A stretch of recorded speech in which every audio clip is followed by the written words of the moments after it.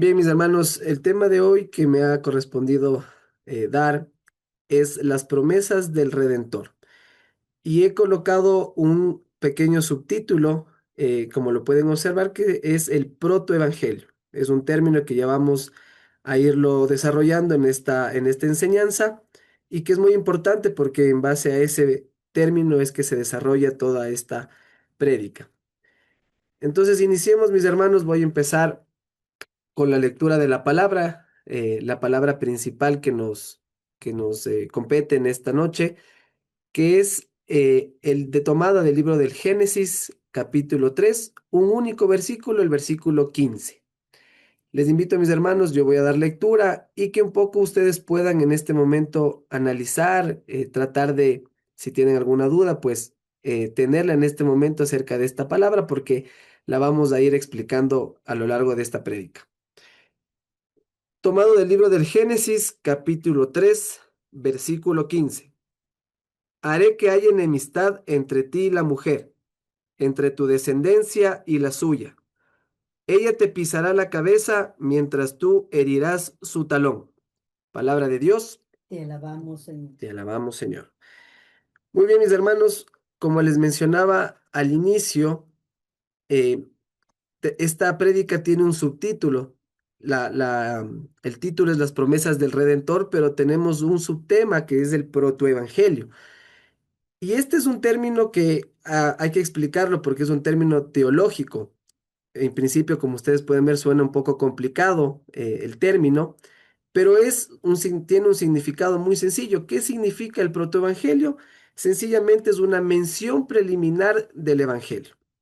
¿Sí?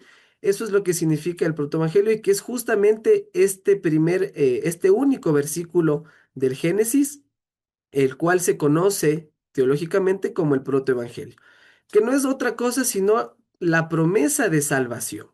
Es esta primera expresión que Dios Padre realiza y expone a toda la humanidad sobre quién será el Redentor, el Salvador de nosotros que llegará para salvarnos.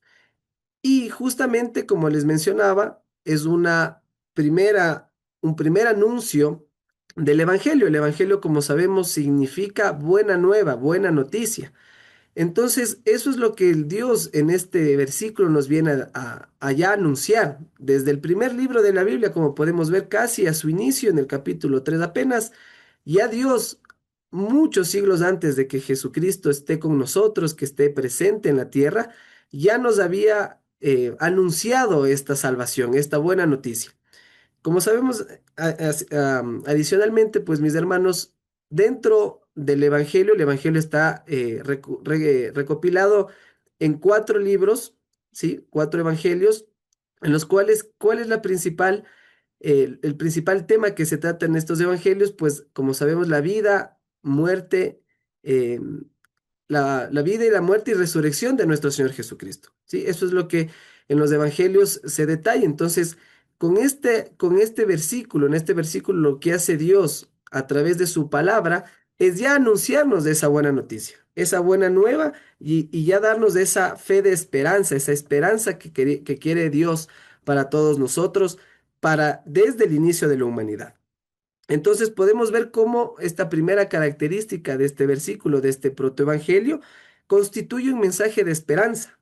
Es un primer anuncio de la salvación que Jesús vendría a darnos a nosotros una vez que Él cumpla con su misión, ¿sí? Entonces, ¿qué es en este caso ya más concretamente este versículo, esta palabra? No es otra cosa sino que la victoria de Jesús sobre el pecado, la derrota completa del maligno a través de, como sabemos, su vida, pasión y muerte. Entonces, para poner un poco en contexto, ya la palabra, y aquí hay, como les mencionaba, que ir un poco desglosando esta palabra, entendiéndola en partes. eh, ¿Cuál es el contexto de la palabra que escuchamos, de este versículo? Esta palabra se da posterior a la desobediencia que existió por parte de Adán y Eva hacia Dios. Como sabemos, ellos cayeron en la tentación del diablo que se manifestó a través de una serpiente y por lo tanto cayeron en la desobediencia hacia Dios. Entonces Dios, después de ese acto de desobediencia, lo que hace es justamente declarar lo que leímos en este versículo. Y por eso Dios se dirige en este versículo a la serpiente. ¿Y qué es lo que le dice a la serpiente? Vuelvo a repetir, le dice a la serpiente que haré que haya enemistad entre ti y la mujer, entre tu descendencia y la suya, y ella te pisará la cabeza. Entonces, aquí quiero poner en claro un tema principal, y es que vamos a dividir esta última frase en dos para poderlo entender de mejor forma. Primero, como les mencionaba, Dios en esta palabra se dirige a Satanás y le habla acerca de que la descendencia de la mujer será quien aplastará la cabeza. Entonces, en un primer momento se refiere a la mujer, a ella, ¿no es cierto? Se refiere a Eva en un principio, concretamente según lo que nos dice el libro del Génesis, y posteriormente nos da una visión en plenitud, en concreto, ¿a quién? A nuestra madre, a la Virgen María. Entonces es ella la descendencia, en principio de Eva y posteriormente, como sabemos, la descendencia directa de nuestra madre, la Virgen María, Jesús, quien sería el encargado de aplastar la cabeza del enemigo. Entonces, ¿qué significa, qué significado tiene aplastar la cabeza de alguien o de algo, ¿no? En principio, eso significa y tiene un significado maravilloso, es la de la victoria absoluta sobre alguien, sobre algo.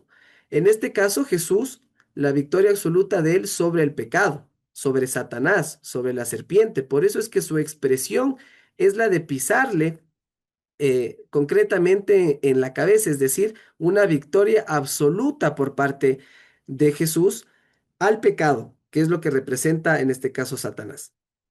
Y aquí podemos analizar un tema adicional, y es que hemos visto, estoy seguro, mis hermanos, en varios cuadros, en esculturas, en las iglesias, que hemos observado, hemos visto varias representaciones de nuestra Madre, de la Virgen María, pisando a la cabeza de una serpiente.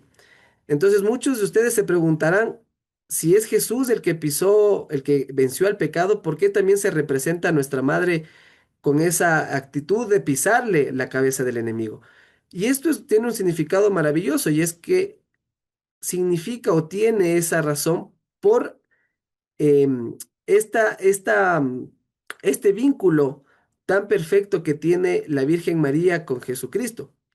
Como sabemos y como ya les mencioné, pues Jesús desciende de la Virgen María. La Virgen María concibió a nuestro Señor Jesucristo, y es por eso que Jesús, al vencer al pecado y aplastar la cabeza del enemigo de la serpiente, a su vez también María es quien aplasta la cabeza de la serpiente.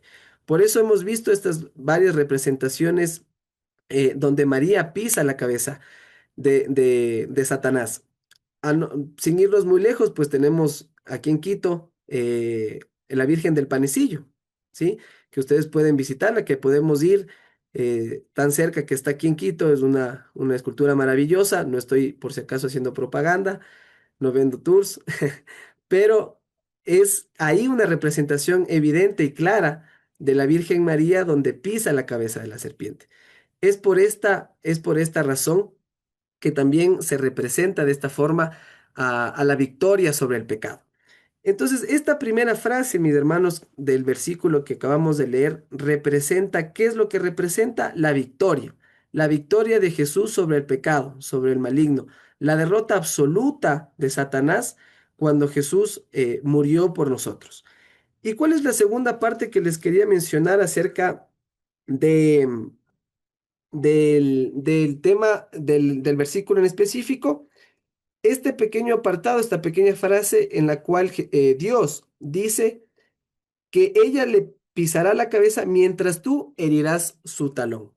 Y aquí un poco también hay que entender qué significa el hecho de que esta expresión de que herirá su talón. Pues sabemos, mis hermanos, que Jesús no vino a tener una vida sencilla. Al final Jesús tuvo un sacrificio fuerte por nosotros y vivió una pasión. Fue azotado, fue insultado, fue crucificado. Entonces, este pequeño apartado de herir el talón significa esa intención que tuvo Satanás de tratar de derrotar a Jesucristo. Y lo hemos visto en en alguna expresión muy concreta. Recordemos que la palabra en la Pasión de Cristo narra que Jesús estuvo en el huerto de los olivos, ¿no es cierto? Orando e inclusive en su naturaleza como humano, le pedía al Padre que si es posible le apartara esta copa de amargura para que Jesús no viviera esta pasión, porque él sabía lo que venía para él. Y en ese momento Jesús está preocupado, está afligido, está sufriendo Jesús. Y ahí dice la palabra que aparece una serpiente justamente, es decir, el demonio le empezó a rodear de cierta forma alegre, ¿no? De que Jesús se estaba viendo en ese momento derrotado. Pero ¿cuál es el acto que continúa después de esto? Jesús se levanta y pisa la cabeza de la serpiente. Eso ocurre ya en el huerto de los olivos, es decir, esta representación, esta promesa que el Padre hizo, como les menciono, el protoevangelio, este anuncio de de la victoria de Jesús sobre el pecado, se va viendo a lo largo de la Biblia y es el mismo Jesús que nuevamente vuelve y cumple esta promesa del Padre. Pisa la cabeza de la serpiente en ese momento y luego de su pasión y con su resurrección, pues vence completamente al pecado. Entonces, este segundo elemento nos da este punto adicional de que te pisará el talón. ¿Qué quiere decir? Sabemos que sí, pisar el talón representa un sufrimiento, debe ser un dolor en una batalla, en una pelea, que se hiera el talón de alguien es grave, sufre, uno va a sentir dolor, pero no es una derrota, no es una derrota. La derrota absoluta ocurre cuando se logra pisar la cabeza del enemigo, y eso es lo que Jesús consiguió. Entonces, esta representación nos deja dos puntos importantes. Primero, que el acto de pisar la cabeza es la victoria absoluta de Jesús sobre el pecado. Y el segundo elemento es cómo Jesús logró vencer al pecado. Y eso es a través del sufrimiento, a través de su pasión. Eso es lo que representa este protoevangelio y por eso es que constituye el primer anuncio de salvación que Dios hace a toda la humanidad. Como les mencionaba en el primer libro del Génesis, en su capítulo 3 en el versículo 15. Y este, mis hermanos, para que nos quede ya grabado, es un mensaje de esperanza. Recordemos que este es un mensaje de esperanza. Dios vino a darnos esa tranquilidad. Si bien nuestros antepasados Adán y Eva cometieron un error, se vieron tentados, pues Dios automáticamente anuncia la salvación que tendrá el mundo. ¿A través de quién? De su Hijo Jesucristo. Si bien, como vimos en este versículo, no lo hace explícitamente, no menciona que va a ser Jesús, y vamos a ver cómo se va desarrollando esa situación. En este punto, mis hermanos, también quiero destacar algo importante que personalmente me llama mucho la atención siempre de la palabra de Dios, de la Biblia, y es cómo está redactada, cómo está escrita la Biblia. La palabra de Dios, mis hermanos, tiene una característica fundamental y es que es determinante. La palabra de Dios es certera, es firme, no deja lugar a ninguna duda, no da opción a que podamos creer que existe dos posibilidades. No, hemos visto cómo dice, y justamente en este versículo, Dios le dice con claridad a la serpiente que su descendencia, la descendencia de la mujer, le aplastará la cabeza. Da una certeza, es una promesa, lo dice con firmeza. Así lo podemos leer. Y como ustedes verán a lo largo de toda la palabra de Dios, su redacción es concreta en esa certeza, en esa firmeza. Por eso es que Dios y la palabra de Dios es perfecta, no deja lugar a ninguna duda.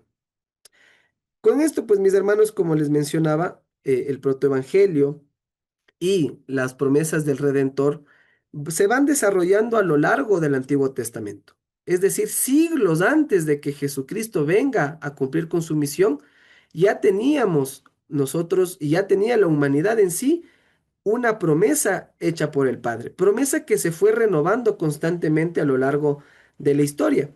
Y aquí vamos a recordar, permítanme, ahí está, varias denominaciones del Redentor, de nuestro Señor Jesucristo. Denominaciones que a lo largo del desarrollo de esta promesa que Dios hizo a la humanidad, pues se van evidenciando a través de quién? De los profetas. Sabemos que los profetas en el Antiguo Testamento, como instrumentos de Dios, lo que hacían es expresar justamente las promesas del Padre para toda la humanidad con toda certeza.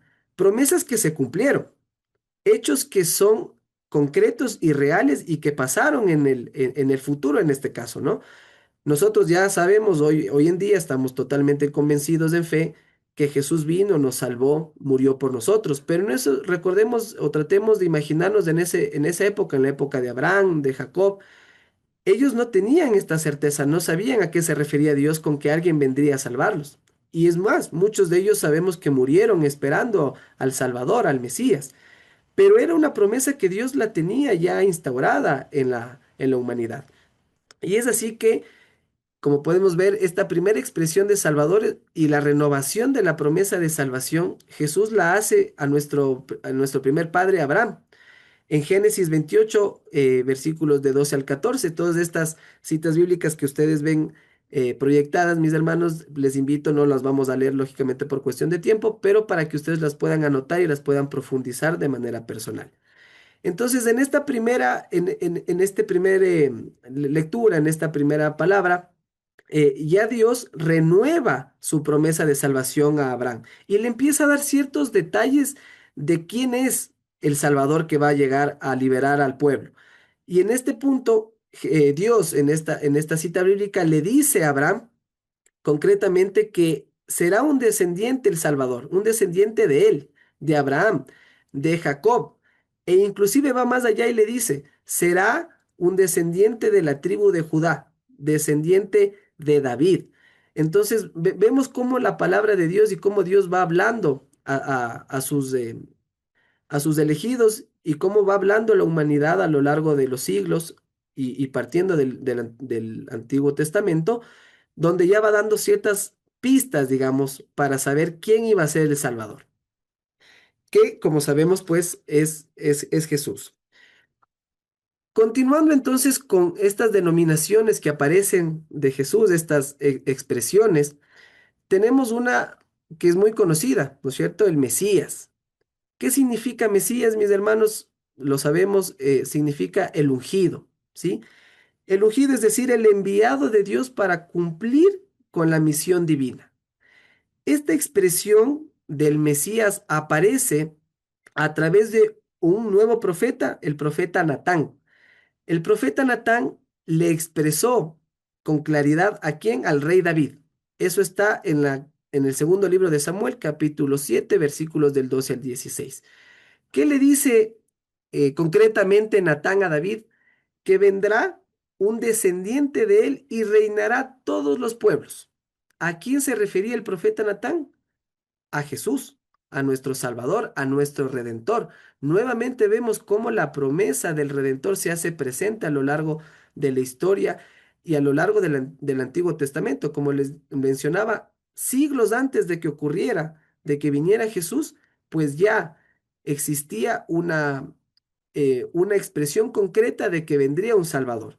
Y a David, Dios no solo le hablaba personalmente, sino a través de los profetas, y es por eso que en este caso ya le hace una mención clara a Jesús como un Mesías, como un rey, una de las características principales de Jesús, que ya lo vamos a ver un poquito más adelante.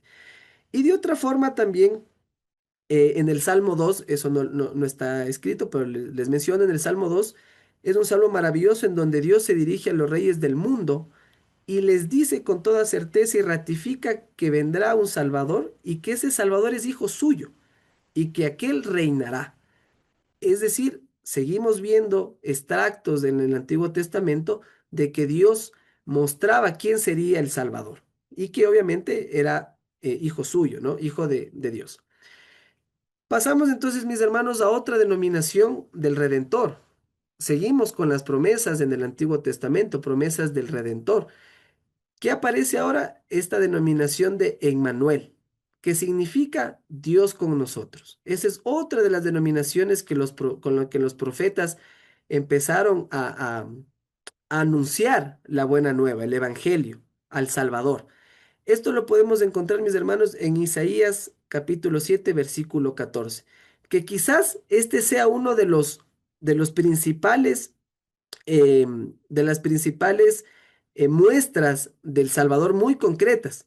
La redacción en este punto, en esta lectura, es maravillosa porque aquí el profeta Isaías dice que el Salvador nacerá de una mujer virgen y que será llamado Emmanuel, Dios con nosotros. Entonces aquí vemos una característica ya más directa de quién es el Salvador, porque menciona el profeta Isaías que quien vendrá a través de María, en este caso, es Dios mismo. Por eso es que se lo conoce a Emmanuel como Dios con nosotros.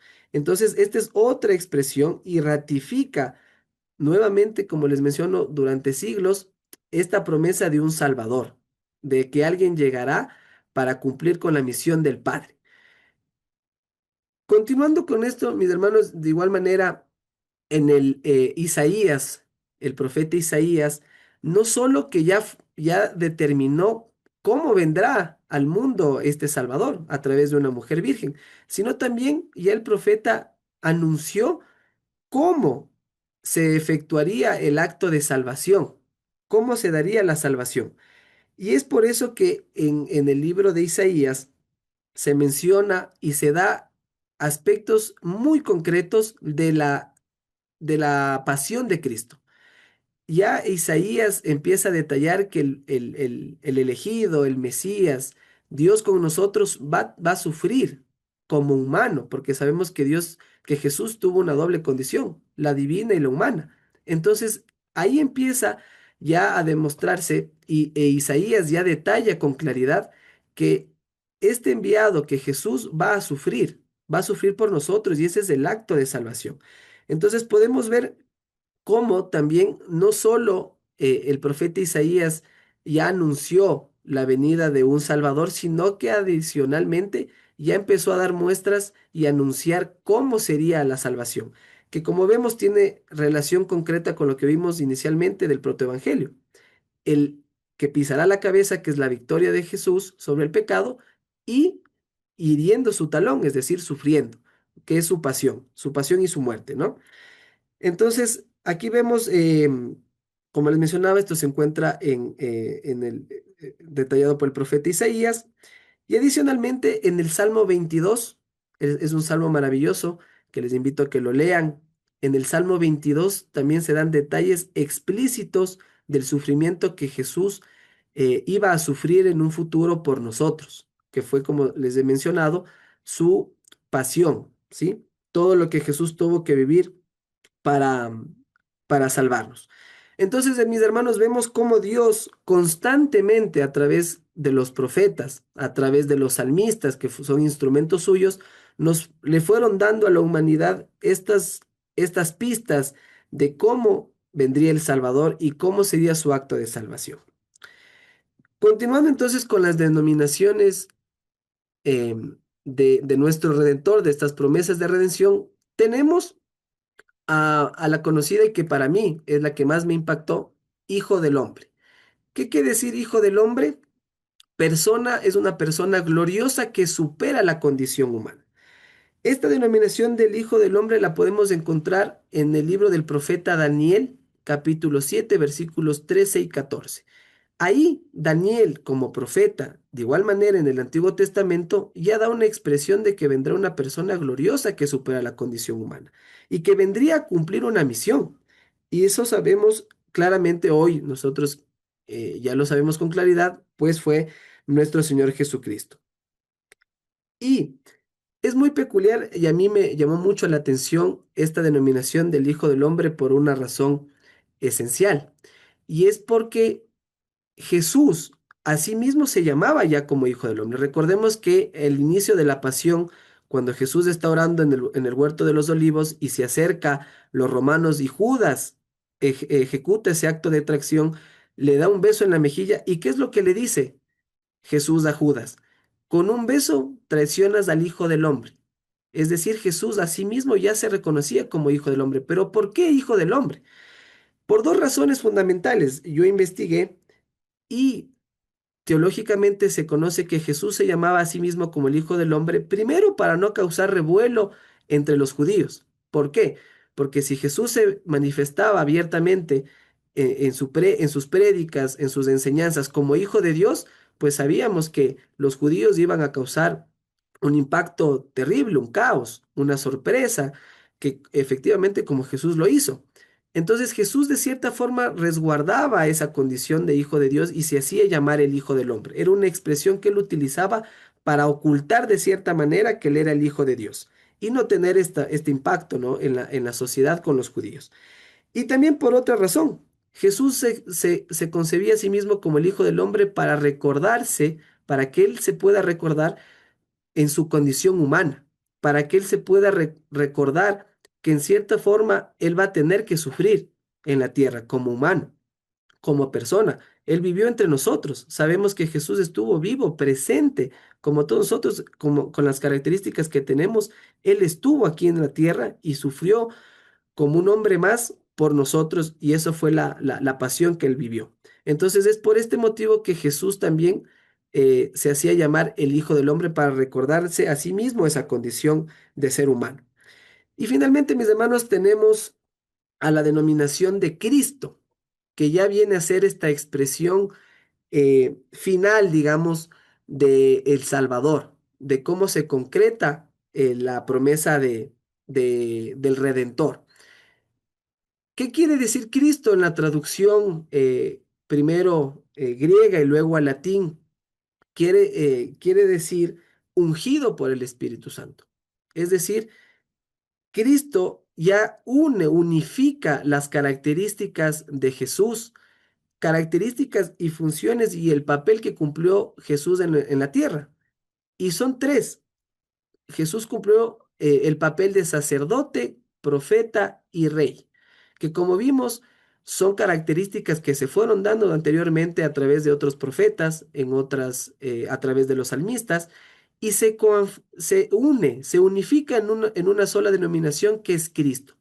Por eso este título de Cristo se concibe como el nombre propio de Jesús. Nosotros cuando nos referimos eh, en las alabanzas y en los diferentes, en las enseñanzas, los sacerdotes, cuando se refieren a Cristo, sabemos que se está refiriendo a Jesús.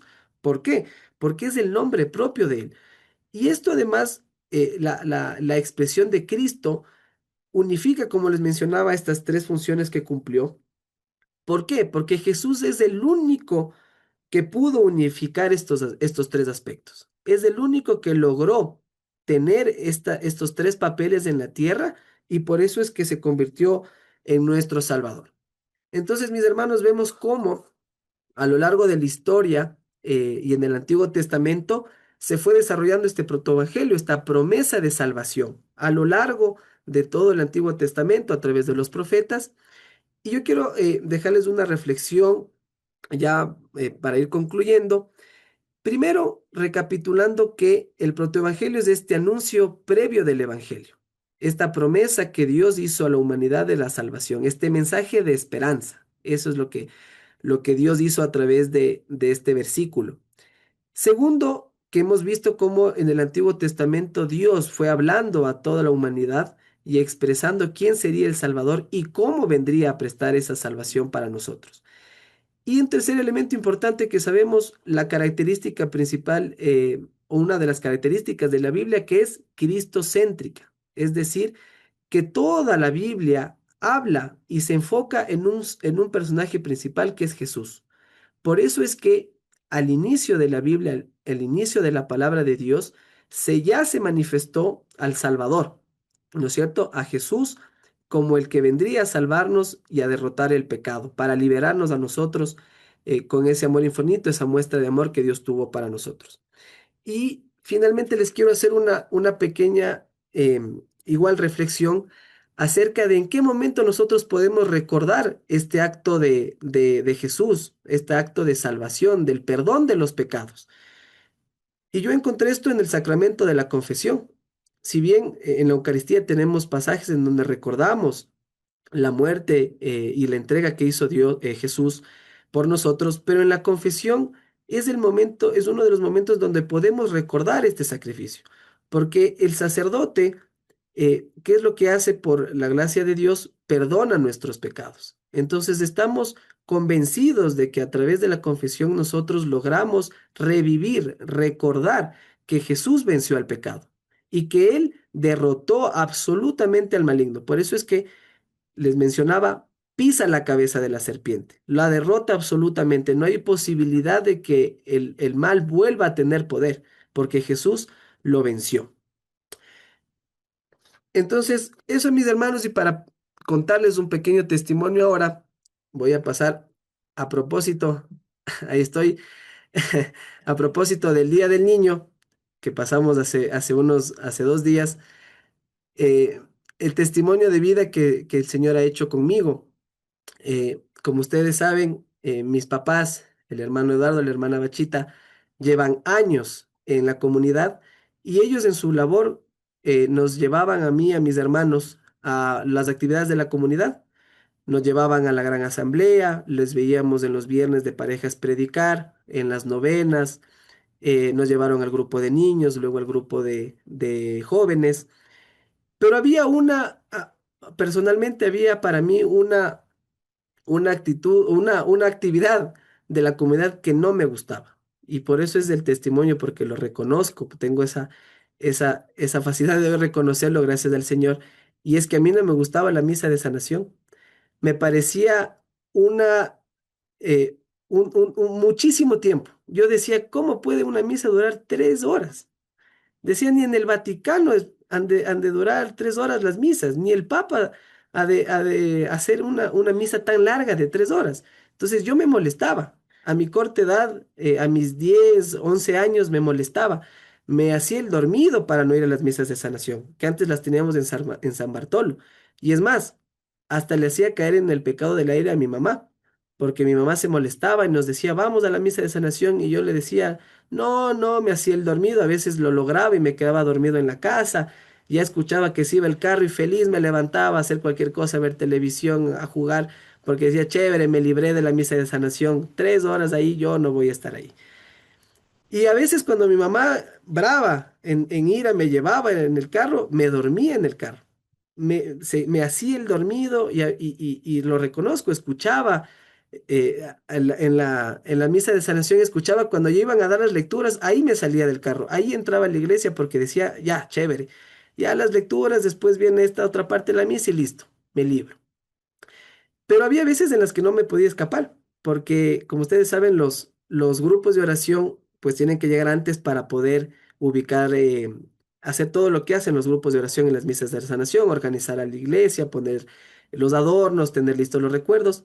Y cuando pasaba eso y yo llegaba a la misa de sanación, le veía a nuestro hermano Efrén, ustedes recordarán, sobre todo nuestros hermanos un poquito más mayores, el hermano Efrén movía por una cuesta que tenía la iglesia de San Bartolo el equipo gigante que era para conectar la amplificación. Y yo le vi al hermano Efren que empujaba, bajaba esa caja de una camioneta. Y yo decía, este hermano está loco. ¿Cómo viene primero llevando la caja de amplificación? Y era de los últimos en irse, porque después de que se desconectan los equipos, el último en salir también el hermano Efren. Pero cuando yo llegaba a esas misas y estaba la misa completa desde la animación, yo empecé a sentir en mi corazón ese llamado que el Señor sabía que me tenía preparado desde que fui concebido en el vientre de mi madre. Y desde esa imagen, como ustedes pueden ver de niño, ya el Señor tenía planificado algo para mí. Él ya me venía a salvar, Él ya venía a cambiar mis planes, porque yo como ser humano limitado, no podía ver más allá. Y yo decía, jamás estaré en una misa de sanación completa. Pero cuando le escuchaba en la misa de sanación, a la animación de la música, me encantaba. Escuchar a nuestra hermana Blanquita, recuerdo teníamos una hermana, si no estoy mal, la hermana Patti, que tenía un sintetizador. había un hermano que tocaba el saxofón, la danza, las guitarras.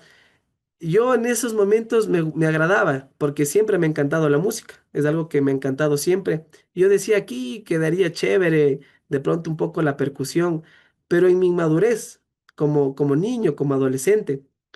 Y no fue sino hasta un momento ya más grande que pensé que el Señor me empezó a permitirme comprender que todas las actividades que mis papás hacían en la comunidad tenían una razón de ser, que por qué mis papás iban los miércoles, iban a veces los jueves, iban los viernes. Yo a veces me molestaba y decía, nos abandonan, nos están dejando solos. Pero yo empecé a entender y Dios me hizo entender que ese camino es el que nos salvó. Primero como familia y luego me salvó a mí personalmente como hijo de Él. Y en esa salvación yo empecé a entender de mejor forma en qué constituyen las actividades de la comunidad, el caminar en comunidad. Y ahí recuerdo que en un año estuve, em, siempre mi papá ha sido muy consentidor, como ustedes ven, esa linda batería de juguete en esa época, mi papá me compraba, era consentidor, pero hubo un año en que hubo el Día del Niño, casi que no hubo regalo. Hubo mi cumpleaños, casi que no hubo regalo. Y ya llegaba Navidad. Y yo decía, bueno, seguramente no era quien para exigirle a mi papá que me dé un regalo, pero decía que raro que no haya habido en todo este año los regalos como siempre habían. Y yo recuerdo que en una misa, en una Eucaristía, yo igual, de pronto en mi inmadurez, pero sé que el Señor asumió eso como un deseo de corazón puro. Yo le dije al Señor, Señor, si me das tú un instrumento, una batería, yo te serviré.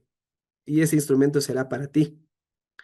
No recuerdo exactamente, pero sé que fue en ese mismo año, porque cuando ya se acercaba la Navidad, mi papá un día me dice, vamos a comprar algo. Yo me subí, obediente, al carro, llegamos cerca de su oficina, a un lugar de instrumentos musicales, yo no sabía nada. Llegué y me dijo, mira, y estas baterías, y ahí vi la batería con la cual ustedes ven hoy en las misas de sanaciones con las que yo le toco al Señor, y elegí esa batería y mi papá me dijo, bueno, te voy a comprar, es tuya, es tu regalo. De Navidad, de cumpleaños, de Día del Niño, ese es tu regalo. Fui muy feliz, mis hermanos. Fui muy feliz y en ese momento supe que ese instrumento no era enviado por Dios, era enviado por Dios para glorificarle, para servirle. Y es por eso que hoy, lejos de esa inmadurez que tenía como adolescente, de pensar que yo no iba a estar jamás en una misa de sanación completa, pues hoy mis hermanos, para gloria de Dios, soy de los primeros que llega. Con el Ministerio de Música tenemos que llegar antes con los grupos de oración y también soy de los últimos que se va. No por mis fuerzas, no por mi voluntad, no porque yo haya decidido hacer eso, sino porque Dios me llamó. Un día, y ya voy a cumplir 10 años, voy 9 años de servicio en el Ministerio de Música. Un día el Señor me llamó a servirle y, y desde ahí no he dejado de glorificarle a través con el don que Él me dio de la música. Y es por eso que les puse esta imagen, porque ese Alex pequeño, no, estoy seguro que él no se imaginaba qué destino le tenía preparado el Señor. Y menos que a la misa de sanación que no me gustaba ir, pues ahora voy, no solo, no por obligación, sino por amor, por servicio, por convicción de Dios y porque me realizo sirviéndole al Señor en la música, porque además me llamó en algo que me encanta, que es la música. Y entonces ahora, mis hermanos, el que se muere de ira soy yo, porque ahora mi mamá no se apura, mi papi no se apura. Entonces, antes yo era el que les hacía morir de iras, ahora ellos me hacen morir de las iras porque les digo, ya tengo que irme a la misa de sanación, apuren, carguemos los tambores, carguemos la batería, y ahora son ellos los que me hacen morir de iras a mí. Pero, pero es para que se fijen cómo el Señor me transformó y me llamó a servir en algo que yo jamás pensé que lo iba a hacer. No solo en la misa de sanación, como ustedes saben, el Ministerio de Música tiene varias actividades en la vigilia, en las diferentes Eucaristías, en las diferentes actividades que la comunidad hace. Y ese es el testimonio que yo les quería compartir el día de hoy, el cómo el Señor me transformó y cómo también ha dejado que cualquier otra situación que pasa cuando va a haber el servicio al Señor no tenga importancia ni relevancia para mí. He tenido como adolescente, como joven, varias actividades, ¿no es cierto?, en esta edad, ir a jugar con los amigos, fútbol, ir a ver a mi equipo al estadio, pues les doy con toda certeza, mis hermanos, que nada de eso importa para mí cuando sé que tengo que servir al Señor, sobre todo en las misas de sanación. No trato de no faltar por nada. El Señor me ha hecho y me ha realizado, ha avivado en mí ese amor, ese fuego de Él, y soy muy feliz sirviéndole a Él en el ministerio de música. Y esto, mis hermanos, que sea para la gloria de Dios. Gloria a Dios.